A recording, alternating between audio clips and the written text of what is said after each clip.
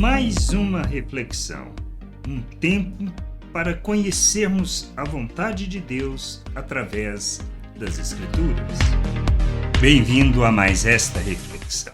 Muitas vezes a gente quer regras, quer condições, quer o que podemos fazer, o que não podemos fazer.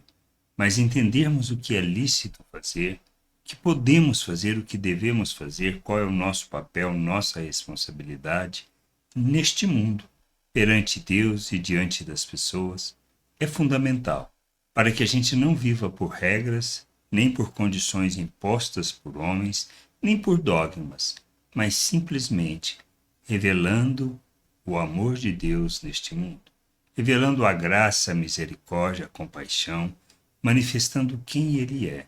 Porque tudo na nossa vida deve se traduzir nisso, conhecer a Deus, para que, compreendendo quem Ele é, por compreendermos quem nós somos nele, possamos viver neste mundo como Cristo, revelando o Pai ao mundo.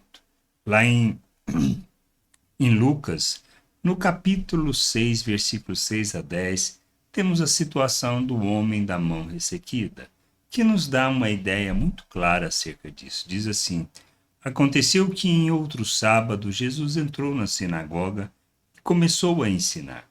Estava ali um homem que tinha a mão direita ressequida.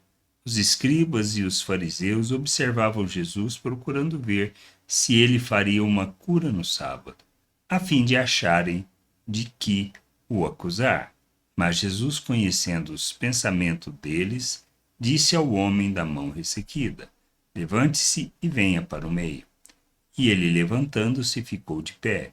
Então Jesus disse a eles: vou fazer uma pergunta a vocês. É lícito no sábado fazer o bem ou fazer o mal? Salvar uma vida ou deixar que se perca? Então Jesus, olhando para todos que estavam ao seu redor, disse ao homem: estenda a mão. Ele assim o fez e a mão foi restaurada. Esta é a questão. Muitas vezes nos prendemos às regras. Nos prendemos a ensinamento de homens, a pensamento de homens, que nem nas Escrituras não está traduzido. Nós precisamos entender o propósito das coisas. Precisamos entender o que é importante, pois muitas vezes nos prendemos em regras que nos geram conforto, que nos geram uma segurança, que nos diz o que fazer, porque se não der certo, não é culpa nossa. Mas não entendemos que viver o reino de Deus, viver o Evangelho, não se trata disto. Se trata de conhecermos a Deus, conhecermos a Ele e a sua vontade, porque a nossa responsabilidade é revelar o reino de forma visível, revelar o nosso Deus às pessoas. É disto que trata o Evangelho, não de regras, não do que pode fazer ou não fazer. E é isso que a gente precisa entender.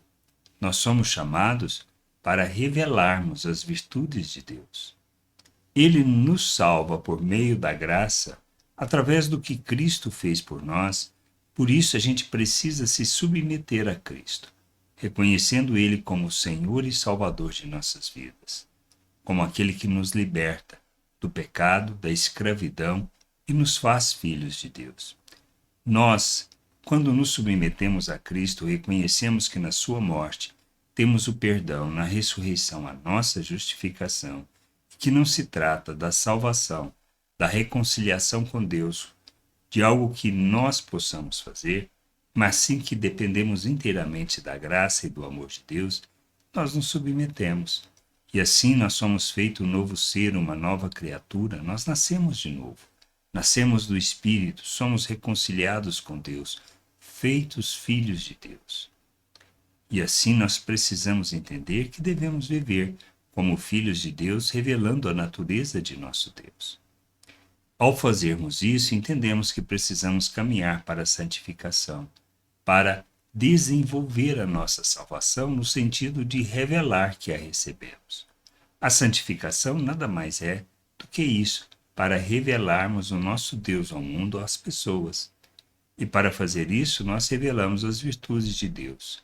Para revelarmos as virtudes de Deus, precisamos entender que temos que manifestar graça, misericórdia, compaixão, revelar a bondade de Deus, o amor de Deus, Por isso, não se trata de regras, se trata de estabelecermos as relações, vivermos as relações fundamentados no amor de Deus, de maneira que a gente sempre expresse o amor de Deus às pessoas, compreendendo que este é o nosso papel, revelar o amor de Deus em tudo que nós fizermos. Por isso, não dá para praticar o mal, não dá para fazer o que é mal, mas sim fazer o bem. Por isso, Jesus, nessa situação, faz isso. Os religiosos tinham determinado que não se podia fazer nada no sábado. Mas é lícito? Devemos ou não devemos fazer o bem, mesmo diante de regras?